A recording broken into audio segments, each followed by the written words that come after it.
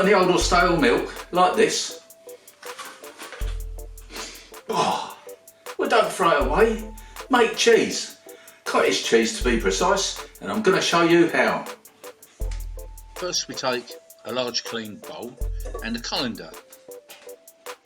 Over that we place a muslin, or in this case I've got a very clean tea towel. Over that goes. Then we can pour our soon to become cheese into this, so it can stain through, because it's going to have to be left some time. In this case I'll leave it overnight.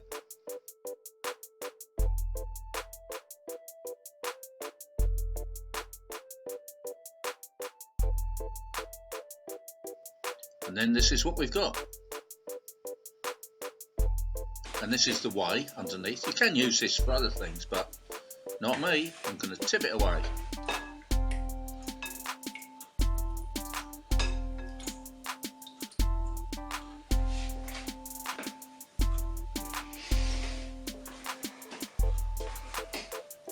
So, after a quick clean of the bowl, we bring it back again.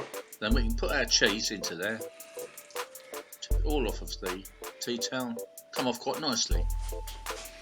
Then we're going to mix in some salt. For this amount I need about a teaspoon of salt. It seems quite a lot, but it sort of just mixes in. And really you don't know, you put it in there afterwards.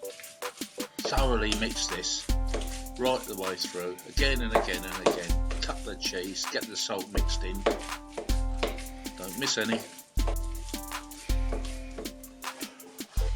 Now this bit's quite ingenious. I've made myself up a little box. It's one of these takeaway boxes, and I've drilled holes in the bottom like this, using quite a small drill. Loads and loads of holes. And then we can put my cheese into this. It can drain even further. We're going to pop this in. Then we can spread this over. I'm using just a table knife to do this. Tuck it all into the corners. Get it as neat as you can. Like that. Then I'm going to put a piece of kitchen towel over the top of there. Then another one of those tubs on the top. And then what I'm going to do, I'm going to weight this down. You can use anything. I'm just using a couple of cans of vegetables. And we're going to leave that to set, or to drain even more, for 2, 3, 4, 5 hours. And then you have your very own homemade cottage cheese. Look at that. Now to give it a try. Now folks, I'm really super excited about trying this cottage cheese. It doesn't always turn out the same, it always turns out good, but let's see what this one's turned out like.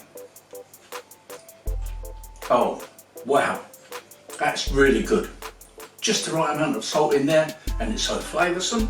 Now, talking about flavour, you can always add some chopped mint, chopped chives, or herbs of your choice. You can make it different any which way you want. This has turned out so good, and I'm really so pleased. Please try this recipe for yourself. You will not be disappointed. And also, do you know what I'm going to say?